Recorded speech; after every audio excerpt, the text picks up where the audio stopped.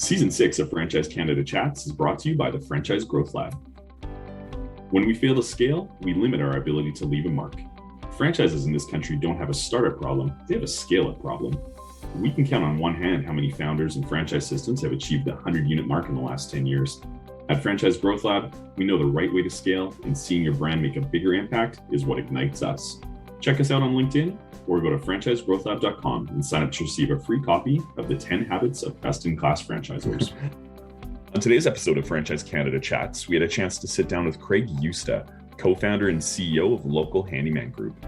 We also were joined by Blair, one of Craig's franchise partners in the greater Vancouver area.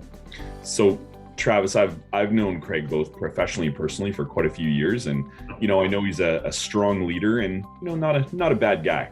But what stood out for you on the conversation? You know what, I really enjoyed this chat actually, and there were many things that stood out. But I think on the surface, what was impressive to me was Craig and Kristen and the rest of the head office team with Local Handyman Group, how hyper-focused they are on the profitability and success of their partners. And then it was proven by obviously highlighting some of the success and how fast the locations, including Blair, are growing and scaling and planning for the future in buying multiple locations. That really to me is sign of an exciting brand and really stood out from this conversation. Absolutely, and to add to that growth all through a pandemic, which we get into and how they made it happen. So I enjoyed the chat very much as well. So it was a great podcast. So for everybody out there, have a listen and enjoy. All right, so welcome Craig Yusta and Blair Cheveldayoff. So great, thanks for joining us today, guys. And we're gonna dive right into all things handyman. And why don't you start by telling us a little bit about your background? Now, we actually met quite a few years ago, so we have both a similar start in franchising. So we knew each other probably about 40 pounds ago. Why don't you tell everybody a little bit about your background in franchising, and then we'll start to get into how Handyman came about. Sure. So yes, we met in 2004 when 1-800-GOT-JUNK was in hyper growth. We were in the it wasn't little, I guess, but the Granville office, which was smaller to what it is now. And that's really where I started getting my experience in franchising.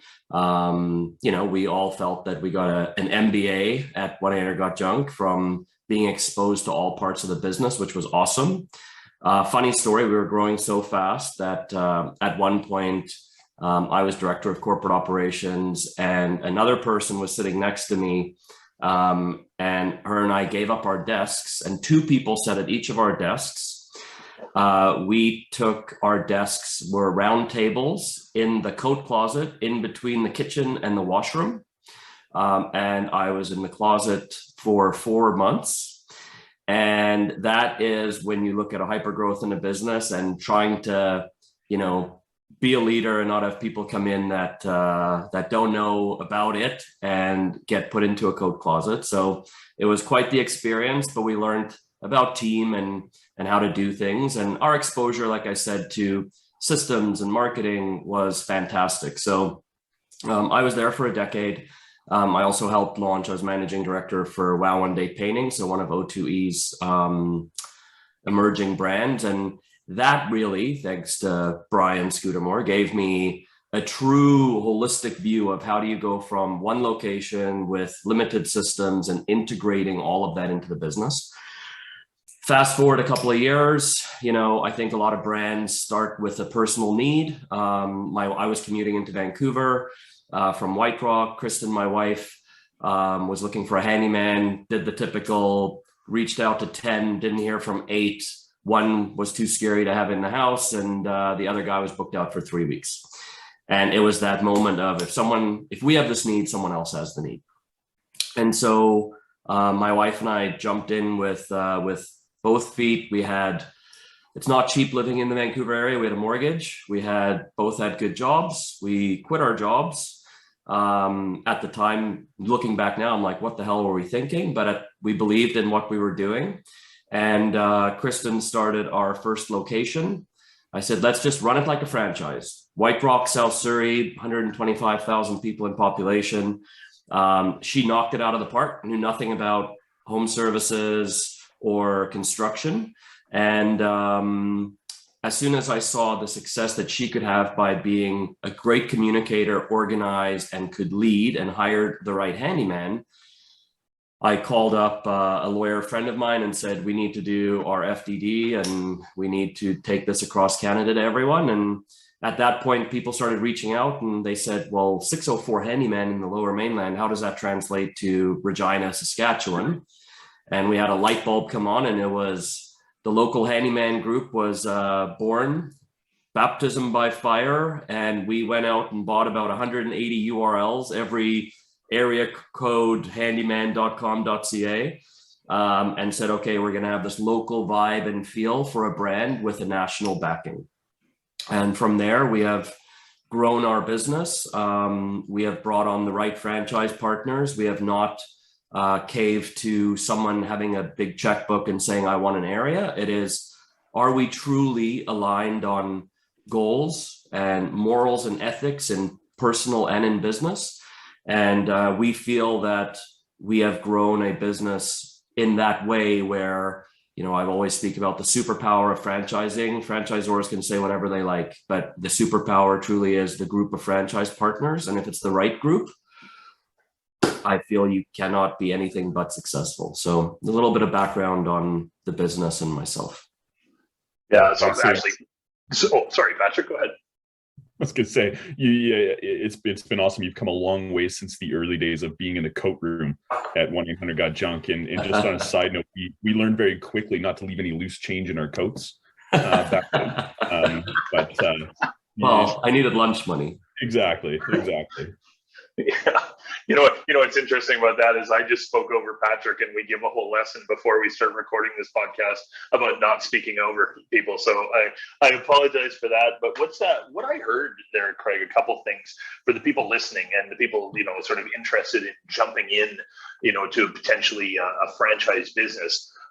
You know, two things very cool there. One thing was that you built the business and it was start like a franchise, and you had your, you know, that Kristen was involved and was running the show and not a handyman, and you built out the unit economic model to support someone that wasn't necessarily a handyman, but then could go hire a handyman, which is more important than you think. You know, if people listening right now, that you don't necessarily need to be a technician in the business in order to own a Local Handyman Group franchise. The other cool thing that I heard you say, and you know, and obviously something you took away from the early days at Junk, was you have a desire to continue building this brand right and continue building this brand with the right people and not sacrificing the integrity of the system and just bringing in anyone with a checkbook. So it's this system is being built out across Canada with the right franchise partners, and we are going to sort of, you know, jump in and talk to Blair here in a second. But the other,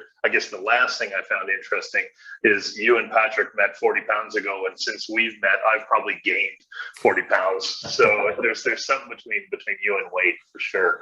But let's jump to Blair. Blair, you know, for those of you who didn't catch it in the intro, Blair is a multi-unit partner in the Lower Mainland. But I'm interested in what your background was and what drew you to join the Local Handyman family. Sure.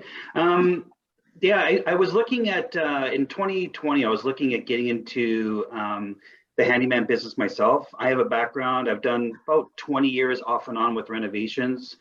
Just started doing some little stuff with my brother. And then actually got involved with a friend of mine and his wife into flipping houses down in Calgary. So I looked around. I actually had my name all picked out. I kind of had my course of action all picked out. And as I was doing some research online, I came across the Local Handyman Group and started looking into it a little bit more.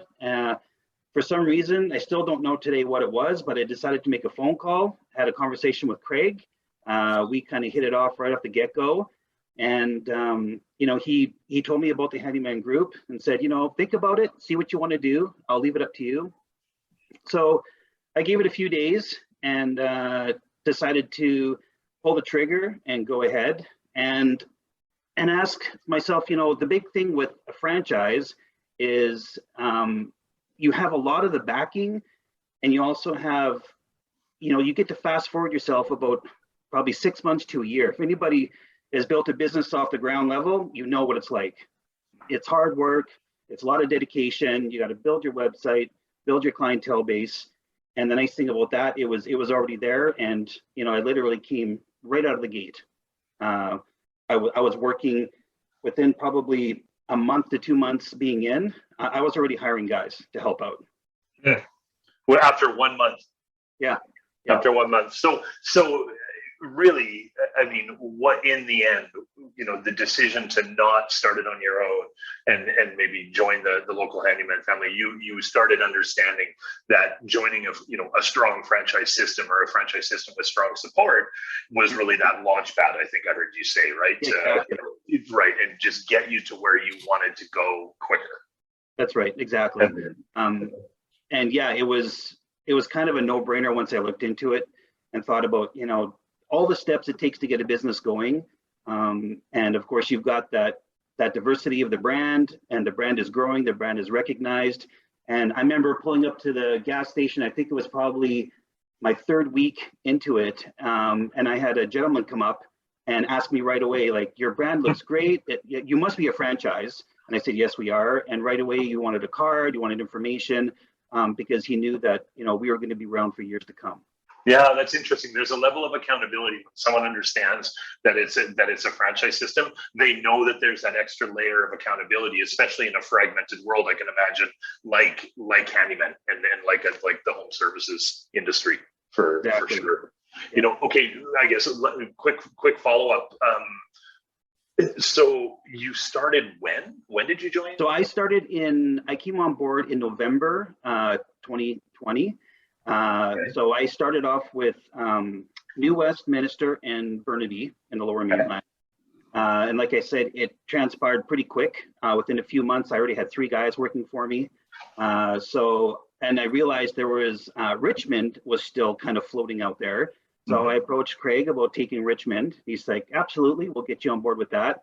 So that was probably, I would say, 3 months-ish after my initial purchase of Burnaby New West. And then about 3 months after that, I started working with another franchise owner who owned Langley, Chilliwack, and Abbotsford.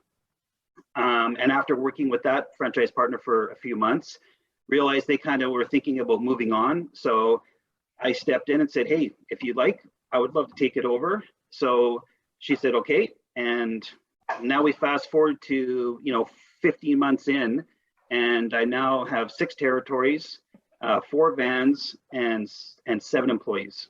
Wow! So not even your 2-year anniversary, 6 territories and multiple vans. That's Actually, right. that really is impressive. Congratulations. Thank you. Yeah. And I'll just add to that. There was also a weird pandemic thing going on during this time. Yeah, I actually had one of my best friends reach out and kind of said, "Are you crazy? Like, you're going to get into a franchise business, or any business at all, for that matter, at basically the height of a pandemic?" But I know the industry. I know the handyman business is never going to go away, ever. It's always going to be a need. And yeah, funny enough, he's looking back now and just amazed at the growth that we've done together, for sure. Yep. It was interesting touching on the pandemic. It flashback to March 16th, 2020, when every NBA, I think, closed down first, and everyone was a little bit shock and awe. And I remember Kristen looking at me going, well, what's going to happen? And franchise partners are reaching out going, can we defer royalties? Can we defer tech fees? All that type of stuff. And we worked with all of our franchise partners. And there was a month, I think, for everyone in any industry, that mid-March to mid-April.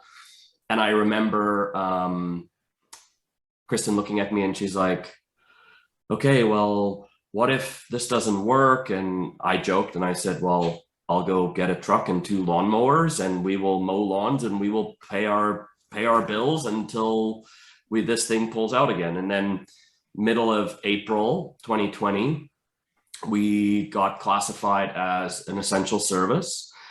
And from there, we invested almost $50,000 into our website and SEO, which at the time people were like, why, like, hang on to your money. And we said, if we're going to go down, we're going down in a blaze of glory. But we believed in the business and the brand, rebuilt a new site, optimized a whole bunch of things, put in more systems. And, knock on wood, it's, hard work, luck, and timing. And we've grown over 300% year over year during the pandemic.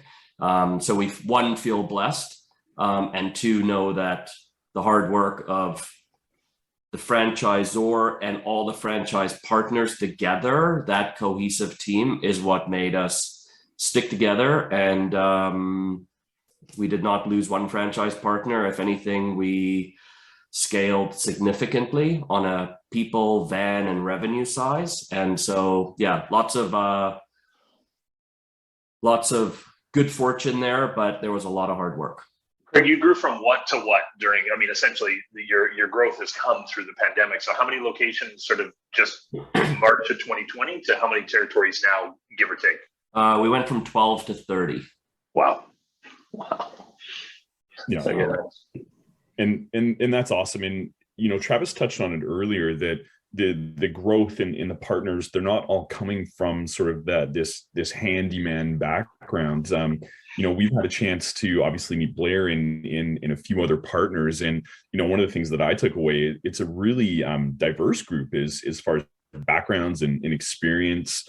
Can you talk a little bit about that? Yeah. I'm smiling when you say that, because I think that's one thing we're very, very proud of. Kristen and I are very proud of the fact that half of our franchise partners and franchise locations are run by women who kick a lot of the guys' rear ends. See, I almost swore there, but so you could have said it. You could have said it. We said ass last podcast instead. So the women in our business kick ass. We're very proud of that.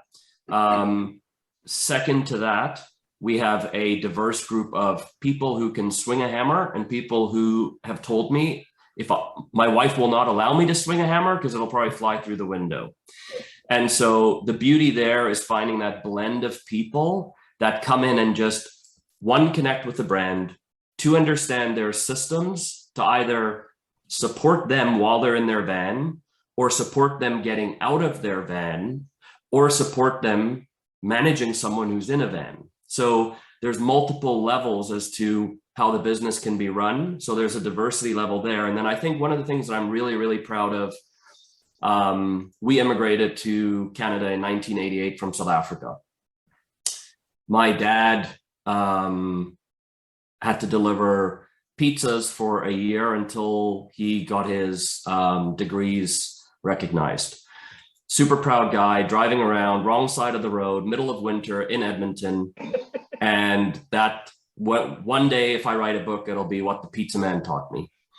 And when I think of the opportunity that we have, it often chokes me up because, one, it's family and so on. But, we have groups here. We have two groups from Jamaica originally that own two of our locations. We have a Filipino family that has worked with us in Vernon, Mark and Dior, that have sponsored out 3 people to be handymen with the help of the Local Handyman Group. We have people that have immigrated here 8 years ago from Nigeria that bought Ottawa and knocked it out of the park over the last 6 months and had their friends buy Mississauga. And when I look at that mix of, folks that have been born and raised in Canada, people that have come here for an opportunity, if we have any part in that, that's one of the things that makes me extremely proud of what we've built. And I can tell you the value that we get from different perspectives is so powerful that if you're willing to open your ears and listen, it's one of the best things in business. Money comes, we have happy franchise partners, they'll make money, we have a royalty. But at the end of the day, what are you building, whether it's in your home community or what are you building on a national level? And I think Canada is a is a beacon for, yes, we have our flaws as a country and as people, but I think it's a beacon of a melting pot of opportunity where people can come here. Everyone always talks about just the US, but I think in Canada, seeing the diverse group we have, from skill set to culture to background to where you're born, I think is a pretty cool thing. Absolutely. It's very cool. So, Blair touched on it a little bit in talking about sort of the launch pad and going out on your own or going with a franchise system. And Craig, what I know about your system and what I know about the existing franchise partners, and you use the term hitting it out of the park.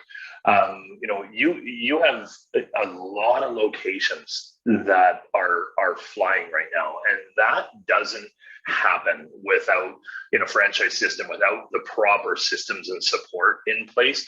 Can you dive in to just it's a little bit about your support program and your philosophy around franchise partner support? And Blair, I'll pre-warn you that Patrick, I can almost guarantee, will come at you with a question of how it's working. So Craig, you're on the hot seat here. Okay. Talk about your philosophy on partner support. Yeah, no, for sure. Blair's done well because I think you need to have a vision and you need to believe. I think learned that through, being exposed to other, good leaders like Brian Junk and that type of thing, where you need to understand where you're going. And so the one thing that we've built with the help of lots of smart people is the 4 pillars. So one of the things I talk about a lot and that we've really preached this year is the 4 pillars in a business. And I think this applies to any business, and I'll tell you how we apply to ours. So our 4 pillars, and in no particular order though, is revenue, lead generation, operational excellence, and unit economics. So I'll just paint you a quick picture of that, whether you're looking at a handyman franchise, whether you're looking at a cleaning company, whatever it is. Take your time on that, Craig, because it's important stuff. Okay. For anyone that's listening and looking at a franchise. So yeah, don't gloss over it for sure. Okay, perfect. So I love hearing myself talk. Here we go. So one is revenue. And when someone says, well, revenue, you just said it's not all about the money, etc. Revenue paints you a picture and gives you a roadmap of what you want to achieve. So if I said, I'm a new franchise partner, I'm starting in June, I'm going to paint a picture for 12 months, June to the end of May next year. And I'm going to outline, what are my goals? So how much revenue do I want to achieve in June, in July, in August, etc. And then we work with you on a business coaching level to say, yeah, that's realistic if you do this, this, and this. But the most important thing out of revenue is not, I want to do 7 figures in the first year, anything like that. It's about purely having a roadmap of what is success. So as a business coach, if I know someone wants to achieve 10,000 or 20 or 50 or 100, I know what success is for them. So when we drive them towards that through our systems, if we have a $10,000 goal and we come in at 12, we can celebrate. If we have 20 and we come in at 18, that's more than 12, but we can look at monthly, what was the roadblock? It's not good or bad franchise partner. It's what were the roadblocks that made you achieve, overachieve, or underachieve your revenue goal? So that first pillar is fundamental to paint a picture of what do I want to achieve, what success, and where would I like to be in 12 months? It's if you don't know how you're getting there, any road will lead you. It's very much, if I turn on my GPS, I know where I'm going to end up and how long it's going to take me to get there. So that's on the pillar 1. Pillar 2 on lead generation ties directly to revenue. So we have a spreadsheet that, you figure out your revenue and then we tie lead generation. So what am I going to do digitally? What am I going to do in print? What am I going to do guerrilla to generate leads? And then we'll look at those leads and say, based on our system-wide conversion and our average job size, what is that lead with a converted rate of X? How many jobs is that going to create? the job being a number, multiply that, and at the bottom of the spreadsheet, it'll tell you, if you do these things, all things being equal, it's going to give you this amount of revenue. So you need to look at lead generation as to, if I want to achieve X amount of dollars in a month, what do I have to do this month to generate the work for next month? So, there's networking, there's AdWords, Google My Business, social, all the fun stuff, door hangers, lawn signs. But if you don't have your map, you're not going to know how many leads you need. You're not going to know what your spend needs to be. And so you may or may not get there out of luck, or you may or may not get there out of bad luck. So we want to take the luck factor out of it and tie metrics to it. So that's pillar 2.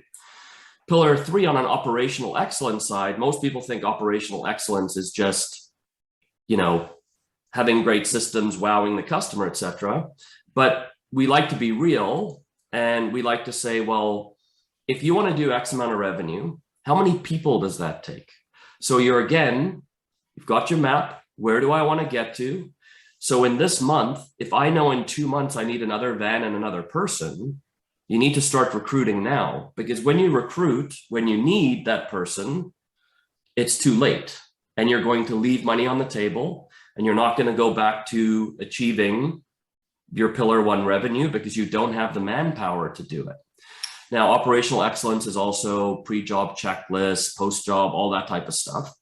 But again, it ties to, what do I want to achieve revenue-wise? How am I going to get the customers, lead gen? How am I going to have people to complete the work? And then the 4th one is unit economics. And this, I think, is a love-hate thing for entrepreneurs, because lots of new people look at their bank account and they go, okay, I got 20 grand in there. It hasn't gone down, so I must be doing okay, or it's kind of staying the same.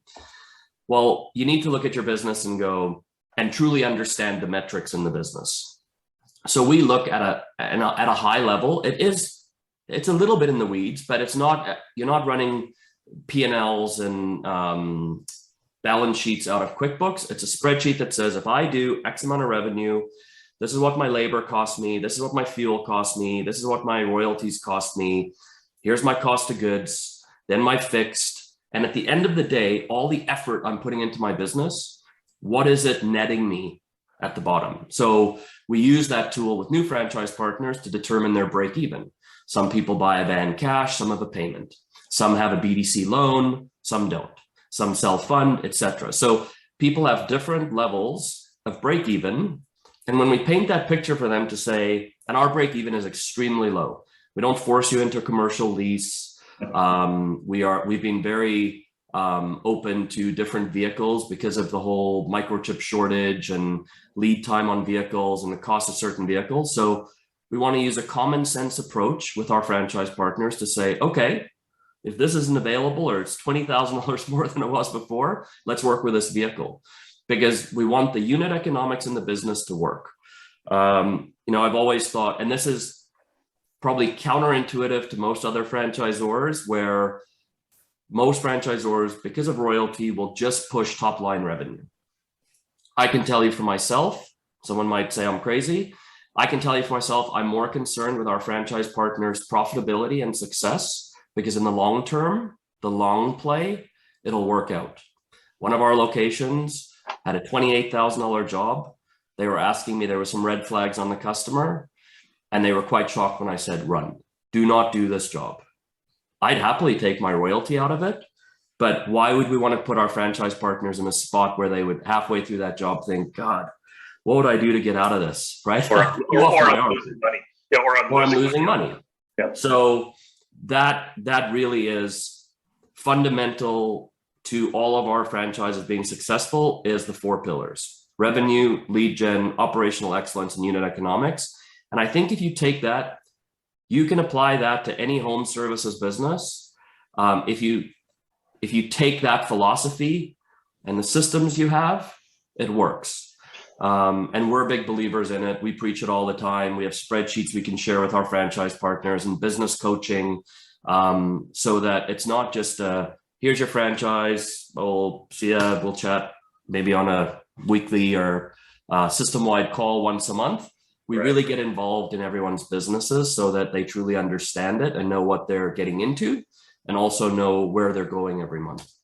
And for anybody listening right now that is considering any franchise system, if you take one thing away from listening to this, and what Craig just said is, I want you guys to be hyper curious on what are the support systems, what are the pre-launch systems. I mean, Craig just outlined, and I know from knowing you over the past couple of years is, right from the signing of the franchise agreement to launch date, your goal is to have your franchise partners start with jobs from day one. Mm-hmm. So become hyper curious on the support and the unit economics and how they measure those KPIs. So that was great. Thank you. Welcome. I love it. So Blair, I'm going to turn it to you a little bit here. I know from working with quite a few franchise partners in my career that one of the biggest struggles is getting caught in the job, like whether it's getting caught on the trucks, getting caught washing windows, getting caught doing the tasks. And I love what Craig was saying with the 4 pillars, because it really pulls it away from the task and really forces the partner to think more strategically. So I'll ask you, what has been really valuable for you as far as this support in talking more about where you need to go as opposed to where you at on a day-to-day basis? Oh, that's easy. Really, it's the roadmap. Craig kind of nailed it when he talked about the GPS, right? In business, from going from point A to point B can be like driving without a GPS. You're making left turns, right turns, and then you're going back. And, when you get involved in a business, especially if you're doing it by yourself, it's very easy to get sidetracked and takes you full circle 2, 3, 4 times. So, with Craig's business and the Local Handyman Group, they keep you on the straight and narrow, because you do veer off and he pulls you back in and you veer off again and he pulls you back in again, right? So that support system, it's amazing, because like I said, when you're doing it on your own, it's very easy to get sidetracked. But having that support system, those pillars, and he's always watching out. Like, I don't even think of Craig as just a franchisor. I think of him as a friend, because he comes down to the level where you are, instead of just being, like he said about the job. Like, it's not just about the money; it's about everybody growing the way they need to grow. Wait till he comes over and just starts drinking all your wine. Now that you give him the friend tag, you better lock up the wine. Yeah, and Travis knows I like certain wines. Yeah, he does. He does. No, I like how you put it there, Blair. Really, again, if you think about the analogy of the GPS, and like you said, you might take a right turn, you might take a left turn. If you don't know the direction you're going, you may eventually get there, but there is a massive advantage to getting there quicker, and revenue goals or what have you. Yeah, that's right. And every entrepreneur that's listening right now knows you don't wear one hat. You wear 5, 6, 8, 10, right? So when you start flipping those hats on and off, it's very easy to get sidetracked, disorientated, and not figure out, like, oh, what was my plan again? Where was I going with this? So having those systems it's crucial if you want to be successful. Agreed. Blair? I absolutely love the story of like 15 months old or coming up to 16 months old, starting with one territory, now, owning 6 territories, having multiple having multiple people working for you in such a short time. What's next? What are your goals with this business? As a brand grows, I'm trying to, obviously I shoot for the stars, but you got to be careful too. You don't grow too fast out of your own shoes, or you run into problems. Mm-hmm. But as the business grows, I want to see what comes forth. There's still opportunities everywhere, so I just try and keep my eyes and ears open. You never know. Maybe another franchise wants to move on with something else, and I might step in and do something like that, or I just keep looking around and see what's available, and just keep growing the business the best way I can. So just empire building. That's right. Yeah, perfect. Amazing. Love it. So then, speaking of empire building and understanding that map, understanding where you want to go, I'll ask you, Craig, where do you see Local Handyman Group in the short term, 1-2 years time, as we get out of this pandemic, and then expand on that for what does the 5-10 year outlook look like? So great question. Over the next 2 years, and it sounds lofty, we're only at 30. The goal has always been 100 locations. We see quantum leaps happening. So, I think lots of people have spoken about it's hard to get to 5, and then it's hard to get to 10, and then it's hard to get to 15. And 25 becomes a bit of that magic number of a little bit of royalty dependence. Can you invest more in the business? When we at 25, we work for 6 months and it's not cheap going into the States. So we're actually getting our updated FDD tomorrow, because cutoff and renewal was the end of April in the US.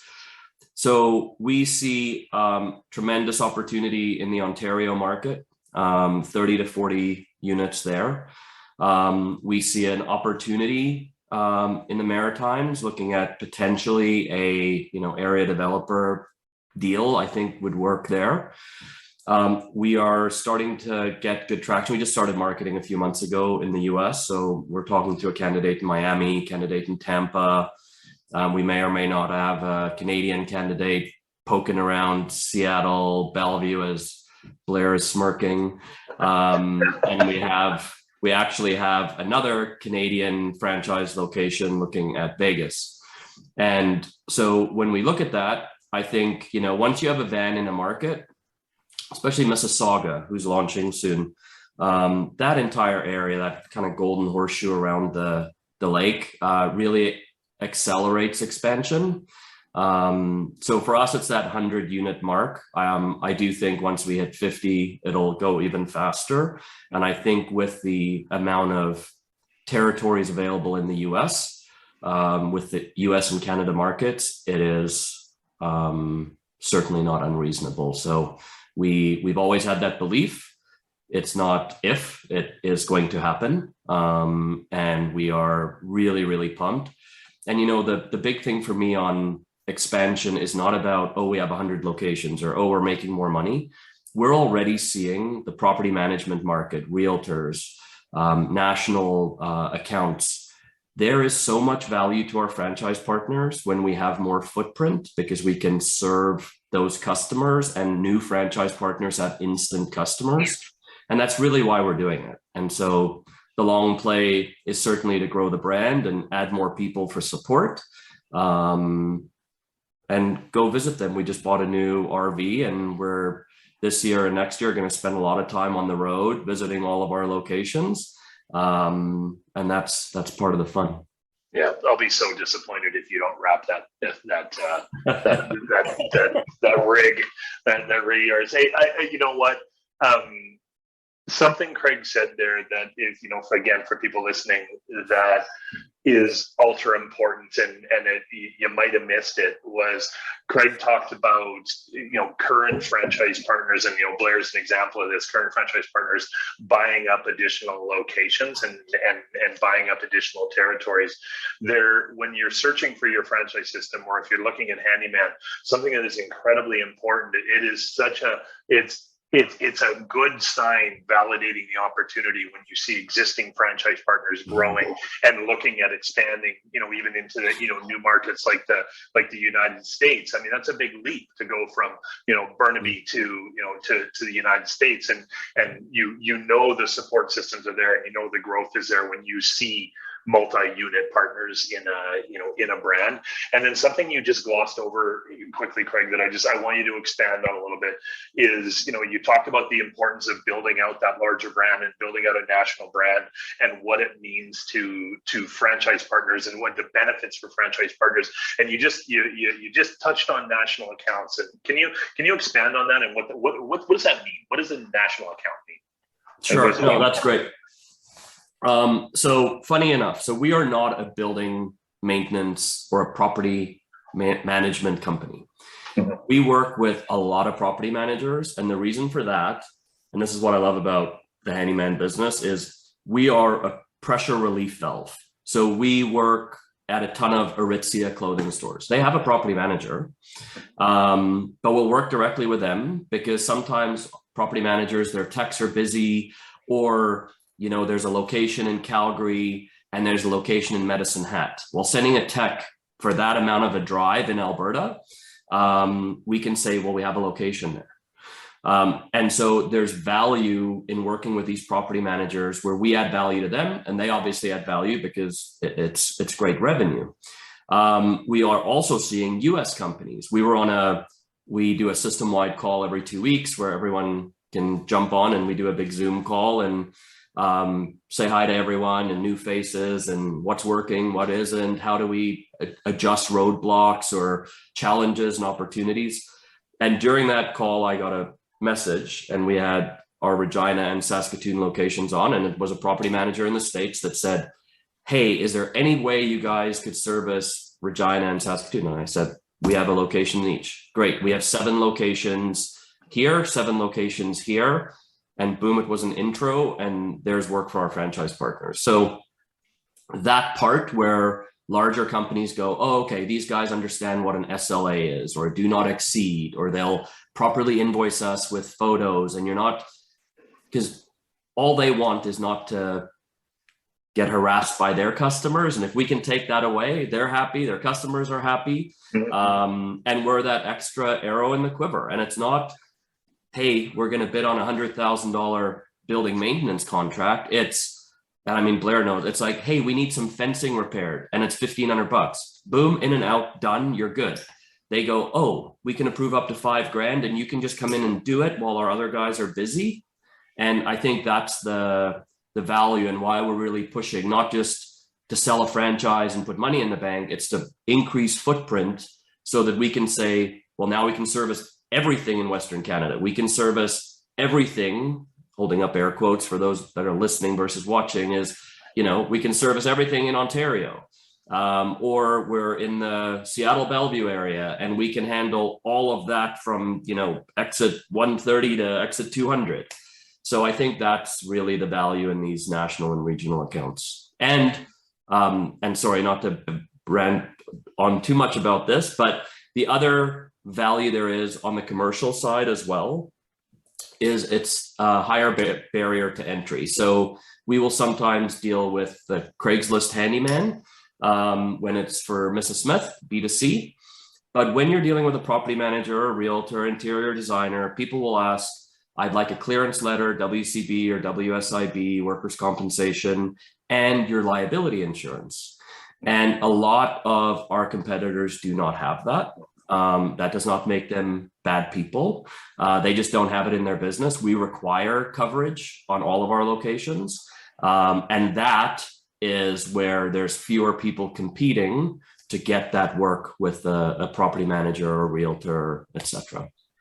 Yeah, no, that's thanks for the explanation, and also thanks for the explanation for people listening and not viewing. I'll give one more for those of you who are listening and not viewing. You're missing two men with the best hair in franchising, in Craig and Patrick. But no, guys, honestly, Blair, Craig, that was amazing. Thank you so much for hanging out with us and talking about handyman. It's great to, both at a franchisee level and a franchisor level, to have these success stories in Canada, and we're very lucky to get you on. Thanks so much. Thanks for having us on. I appreciate it. Thanks, guys. Appreciate it. Thank you.